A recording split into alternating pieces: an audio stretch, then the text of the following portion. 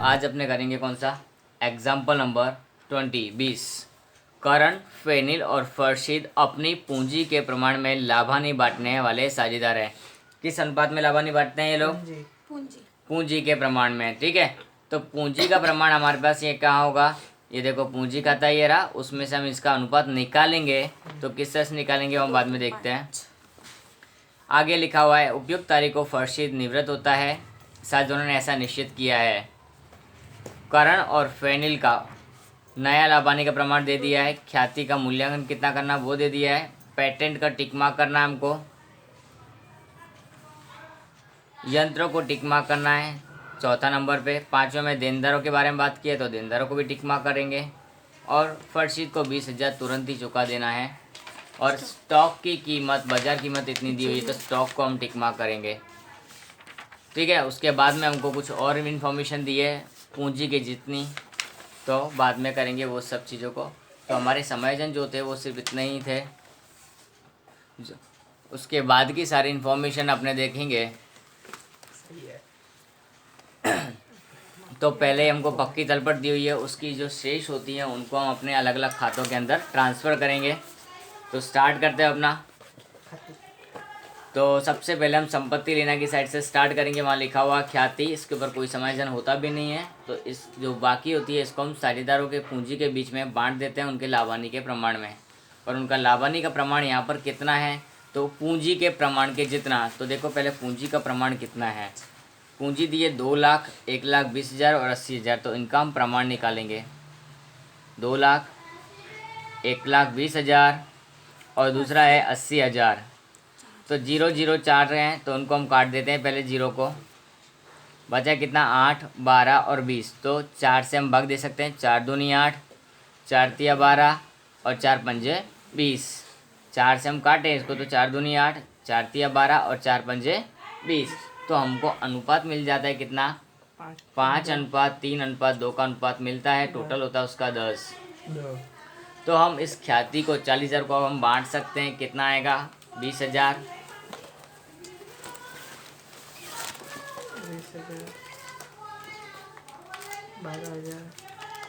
12,000 और 8,000। ये क्या है? हमारी ख्याति है। क्या है ये? ख्याति जो कि हमको दी हुई थी पक्की तलपट के अंदर संपत्ति के पक्ष में उधार बाकी। अब हमको लिखा हुआ है ज़मीन मकान जिसमें कोई परिवर्तन नहीं करना है। तो इसको हम डायरेक्टली बैलेंस शीट में लिखेंगे, पक्की तलपट में लिखेंगे ज़मीन मकान। और कहाँ लिख देंगे? बाहर की साइड। इसमें परिवर्तन नहीं है कोई भी इसके लिए।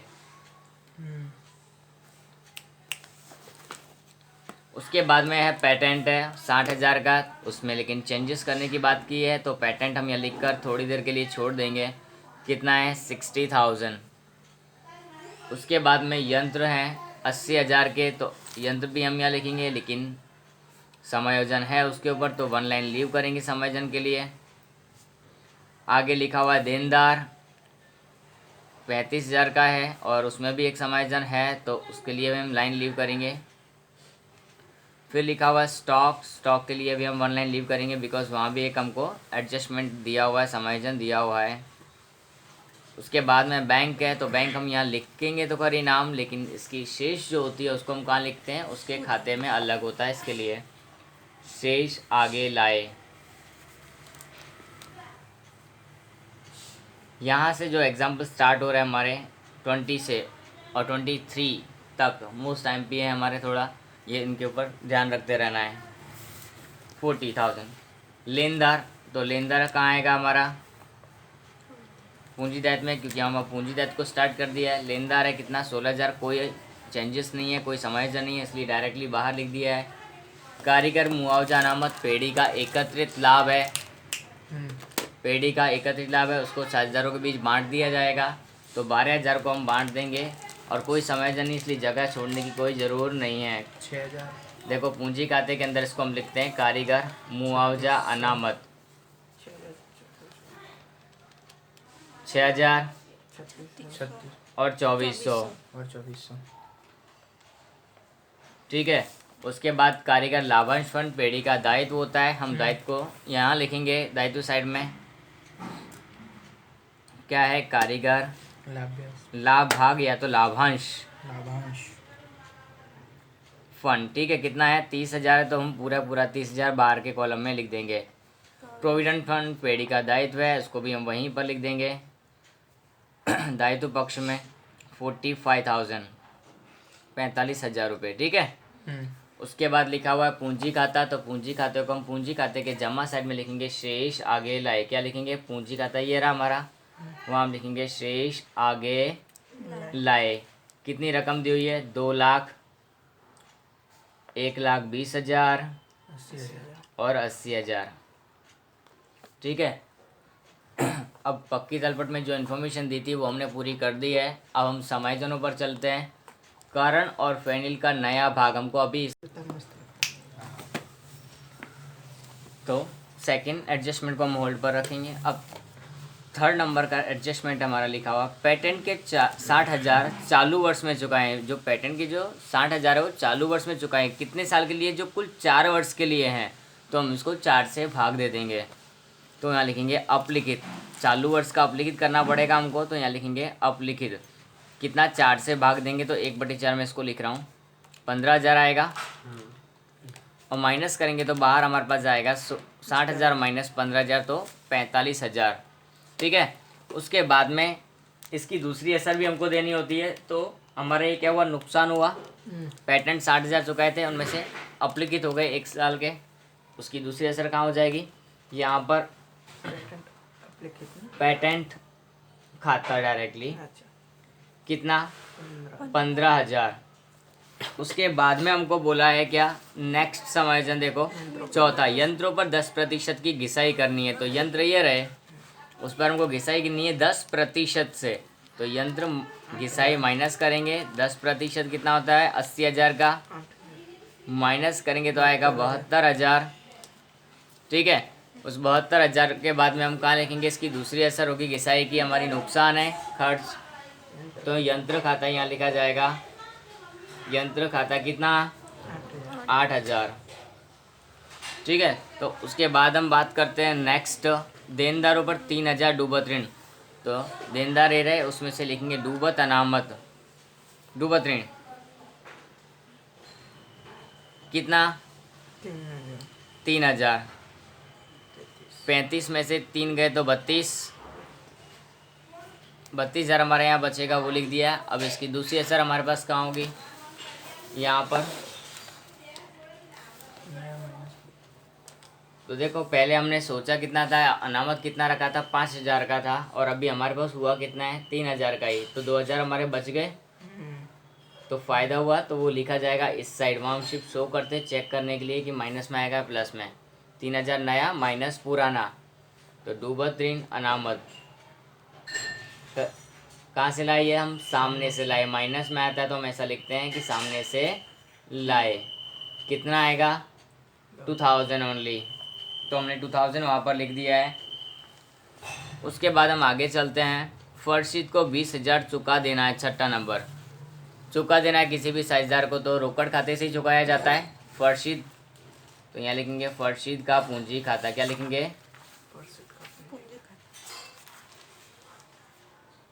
कितना? 20,000 चुकाने की बात की है, तो 20,000 हम चुका देंगे यहाँ पर। जमा, तो यहाँ होगा इसका दूसरा उधार। पूंजी खाते के अंदर लिखेंगे क्या? रोकड़ खाता। क्या लिखेंगे? रोकड़ खाता। कहाँ लिखेंगे? फर्शीद के खाते में 20,000। अब निवृत्त कौन हो रहा है इनका? फर्शीद ही हो रहा है, इसके लिए इसको हमने चुकाया था, ठीक है। उसके बाद अभी एक समायोजन और बाकी हमारा। स्टॉक की कीमत है वो कितनी गिननी है हमको? 54,000।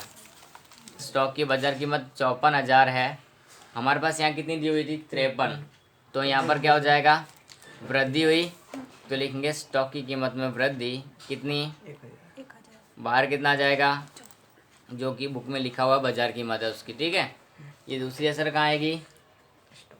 वृद्धि हुई है, फायदा हुआ है, तो यहाँ लिखेंगे स्टॉक खाता 1,000। क्लियर इतना? उसके बाद में और कोई क्या बोला है? पूंजी का है, जो हम बाद में करेंगे थोड़ी देर बाद, ख्याति का समायोजन देने के बाद। अब इस साइड का टोटल कर दें, क्योंकि यहाँ हमारा कोई चेंजेस होने वाले नहीं, तो पहले इस खाते को हम कंप्लीट कर देते हैं। 23,000 है, उसमें से इस साइड का 3,000 माइनस करेंगे, आएगा 20,000 का लॉस। क्या आएगा? वितरण पात्र हानि। इस साइड डिफरेंस आता है, इसको हम क्या बोलते हैं? वितरण पत्र वितरण पात्र हानि। 10,000 अनुपात कितना है हमारा, वो ध्यान रखना है, 5-3-2 है।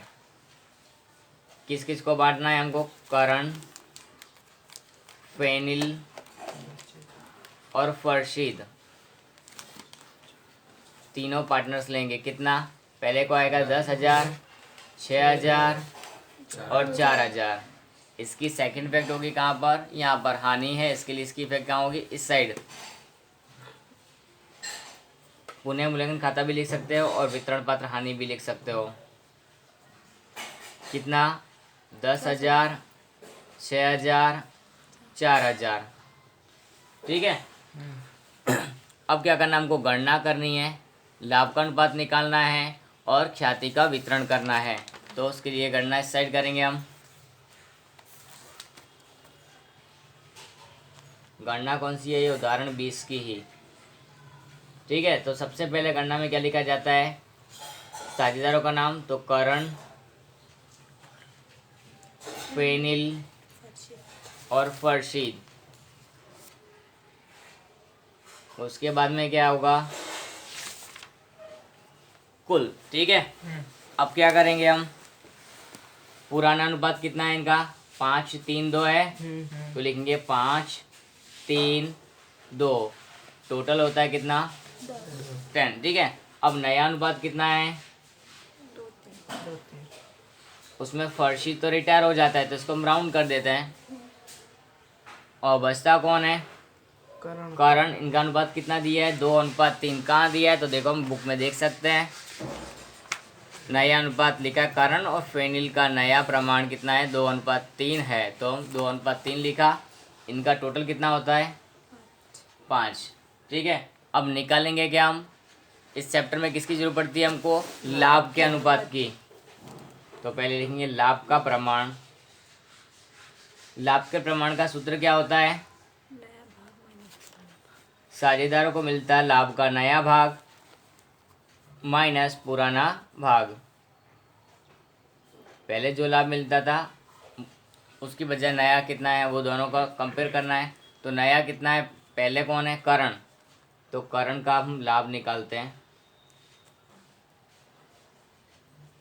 नया भाग कितना है? 2/5। भाग निकालने के लिए कुल बटे में लिखा जाता है, ध्यान रख लेना।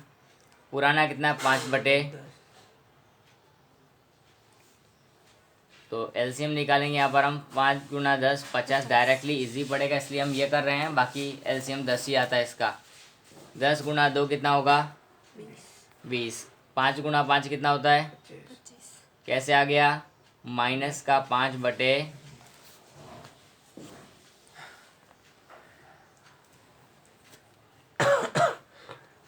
नेक्स्ट कौन है? करण के बाद फेनिल। तो फेनिल का लाभ कैसे निकालेंगे? तो सेम, नया 3/5 माइनस 3/10, वही 10 × 5 50। 30, 5 दिया 15। 30 में से 15 गए तो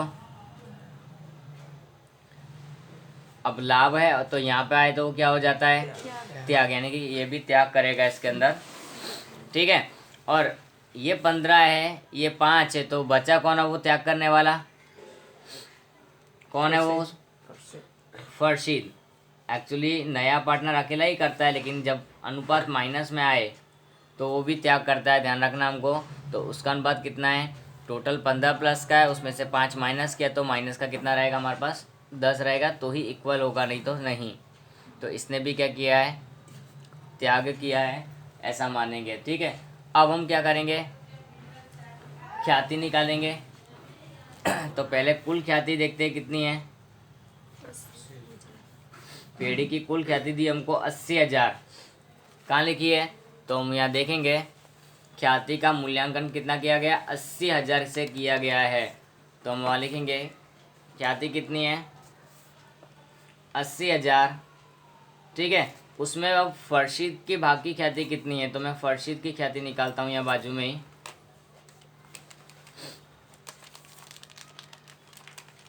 80,000 गुणा 2/10। फर्शीद का भाग कितना है? 2/10 है, तो 2/10 कितना आएगा? 16,000। 16 ठीक है, ये हमको निकल जाएगी फर्शीद की ख्याति। अब अनुपात के बेस पर हम निकाल कर देखते हैं। तो फर्शीद का अनुपात कितना था? 10। जब फर्शीद का अनुपात 10 था तो उसकी ख्याति कितनी आई हमारी? 16,000 है। तो यहाँ पर और कौन तैयार कर रहा है?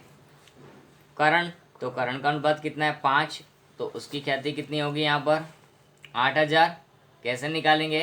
5,000, 5 गुणा 16,000 भाग देंगे हम 10 से, तो हमको ये 8,000 मिल जाएगी। चौकड़ी गुणाकार करेंगे, फिर 10 से भाग देंगे। ठीक है, उसके बाद में हमारे पास कौन है लाभ लेने वाला? खाली फेनिल अकेला लाभ लेने वाला है। तो फेनिल कितना आएगा उसका? इन दोनों को प्लस करेंगे तो वो पूरा आ जाएगा, और ऐसे करना है डायरेक्टली मल्टीप्लाई करके, तो 24,000 हमारे पास इसका भी आ जाएगा। 24,000। ठीक है, तो मैं लिखूँगा यहाँ टोटल लाभ कितना हो रहा है? 24,000 का। ये लाभ किस किस की वजह से हो रहा है? इन दोनों की वजह से, करण और फर्शीद की वजह से। ठीक है, तो करण कितना? 8,000 और फर्शीद कितना?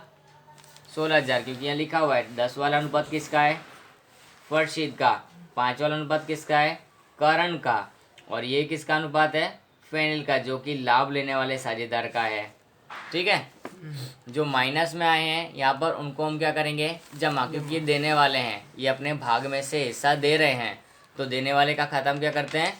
जमा करते हैं। तो करण और फर्शीद दोनों का अनुपात क्या होगा? यहाँ जमा होगा 8,000 और 16,000 से। लिखेंगे क्या? पाने वाले का नाम। पाने वाला कौन है? फेनिल। तो फेनिल का पूंजी खाता हम लिखेंगे। क्या लिखेंगे? ये दोनों देने वाले थे, देने वाले का खाता मैंने जमा किया। पाने वाला कौन है? अकेला फेनिल। तो फेनिल के खाते में लिखूंगा 8,000 और 16,000। कौन कौन दे रहा है इसको? तो करण का पूंजी खाता। 8,000 करण ने दी, तो करण 8,000 में हम क्या लिखेंगे? करण का पूंजी खाता। 16,000 किसने दिया? फर्शीद ने, तो हम लिखेंगे फर्शीद का पूंजी खाता। इस तरह से इसकी हमारी ख्याति की असर दी जाएगी। ठीक है, अब इतना तो हो गया हमारा। इसके बाद भी हमने एक और ट्रांजैक्शन अभी बाकी रखा है, सबसे लास्ट वाला। उस लास्ट वाले को टोटल करने से पहले और सॉल्व करने से पहले हम फर्शीद के अकाउंट का टोटल कर लेते हैं। जो निवृत्त होता है उस साझेदार का टोटल कर लेने का।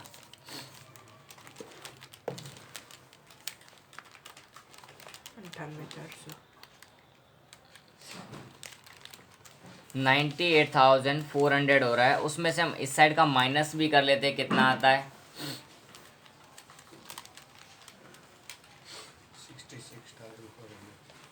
66,400 का डिफरेंस आ रहा है। देखो, इसको पेमेंट करना था, वो तो हमने कर दिया 20,000 का। अब जो बाकी रहा वो हम क्या कर सकते हैं? सिर्फ एक ही ऑप्शन है हमारे पास अब तो, लोन का। तो इसका हम पहले एक लोन निकाल देते हैं, और इसकी लोन की असर हम कहाँ देंगे? हमारे खाते में, यहाँ बैलेंस शीट में दिखानी पड़ेगी। तो लिखेंगे लोन खाता किसका है? ये फर्शीद का। तो ये फर्शीद की लोन को हम पहले यहाँ कंप्लीट करके दिखा देते हैं। उसके बाद अब आगे क्या है वो पढ़ते हैं, चलो। अब लिखा है कि नई पीढ़ी की कुल पूंजी। अब नई पीढ़ी यानी कि हमारी नई पक्की तलपट, ये उसकी पूंजी है वो हमको कैसी रखनी है? पहले जितनी पूंजी थी, करण और फेनिल दो पार्टनर है अभी हमारे, उनकी दोनों की पूंजी कितनी रखनी है?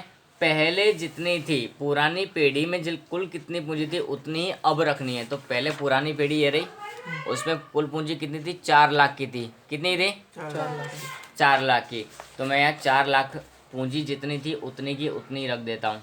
ठीक है, जैसा इन लोगों ने बोला ऐसा हमने किया कि नई पीढ़ी की कुल पूंजी है वो पहले पीढ़ी में जितनी थी उतनी ही रखनी है। तो पहले 4 लाख थी, तो नई भी मैंने कितनी कर दी?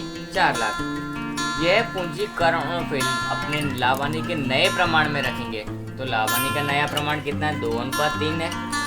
वो भी हमने देखा था। कहाँ देखा था? तो देखो, पहला ही समझ हमारा ये था 2:3 नया। 2:3 में हम इसको 4 लाख को बांटेंगे। 1,60,000 और 2,40,000। 1,60,000, 2,40,000। तो ये हमारी क्या हो गई? यहाँ पर पूंजी तो हो गई, लेकिन इसका अब समायोजन करना कहाँ है, आवश्यक समायोजन बैंक द्वारा करना है इसका। अब जो पैसे की कमती बढ़ती होगी वो हम कहाँ करेंगे, बैंक खाते में से लाएंगे या तो ले जाएंगे। ठीक है, तो इसके ऐसे दो ऑप्शन होते हैं, या तो बैंक या तो चालू खाता, दो ऑप्शन। बट यहाँ हमको कम्प्लीटली बोल दिया है कि क्या करना है, बैंक खाते द्वारा इसका समायोजन करना है। तो ये हमारी शेष मिल गई हमको। हर बार क्या करते हैं हम यहाँ से उठाकर वहाँ लिखते हैं, बट अभी हमको ये पता है तो हम उसको ही लिखेंगे कहाँ, यहाँ से। शेष आगे ले गए, कितना है, करण का 1,60,000 है और फेनिल का है 2,40,000। ठीक है, अब हम टोटल चेक करते हैं कि इस साइड का कितना आ रहा है और इस साइड का कितना आ रहा है। तो देखो ये था हमारा 2,14,000 इस साइड का टोटल आ रहा है हमारा, वो ज़्यादा है जो कि उसमें से हमको इसको माइनस करना है 1,90,000 को। डिफरेंस कितना आ रहा है वो तुमको बताना है, कितना आएगा। 2,14,000 में से ये भी माइनस करना है, ये भी माइनस करना है, ये भी माइनस करना है। 24,000 जो 24,000 का डिफरेंस आ रहा है वो हम कहाँ लेके जाएंगे, बैंक खाते। कहाँ लेके जाएंगे, बैंक क्योंकि बुक ने लिख के दिया था लास्ट में कि आवश्यक समायोजन कहाँ करना है, बैंक बैंक खाते करना। तो ये लिखेंगे हम बैंक खाता। बैंक ठीक है, यहाँ उधार तो उसकी दूसरी असर कहाँ होगी, जमा में। क्या लिखेंगे, करण है ये, तो करण का पूंजी खाता। क्या लिखेंगे, कितना है, 24,000 है, तो 24,000 हम यहाँ पर लिखेंगे। ठीक है, अब बात आती है किसकी, फेनिल की। तो फेनिल का टोटल हम देखो इस साइड का करेंगे तो बहुत कम है, क्योंकि इस साइड का ज़्यादा आ रहा है। तो इस साइड का टोटल करो 2,40,000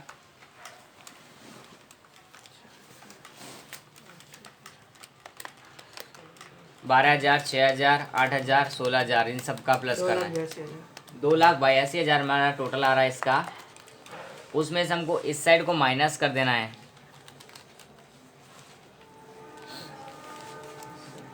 1,98,400 1,20,000 और 3,600 को माइनस करना है 1,58,400 1,58,400 जो हमारा आ रहा है उसको हम लिखेंगे बैंक खाता, क्योंकि ट्रांसफ़र हमको कहाँ देना है, इनका बैंक खाते में देना है। तो यहाँ बैंक खाता हो गया, यहाँ जमा है तो उसकी दूसरी असर कहाँ होगी, यहाँ पर उधार में होगी। क्या लिखेंगे हम, फेनिल का पूंजी खाता। क्या लिखेंगे,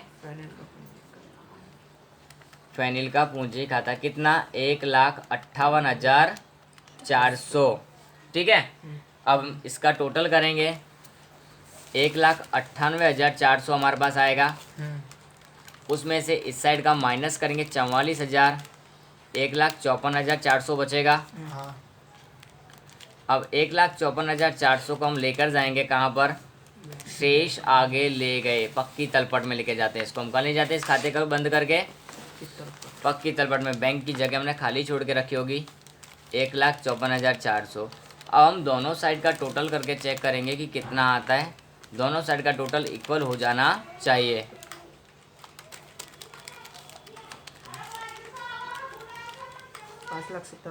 5,67,400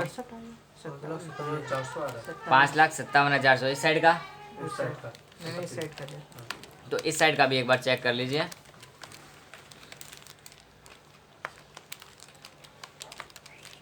5,57,400 आई थिंक सो सही है।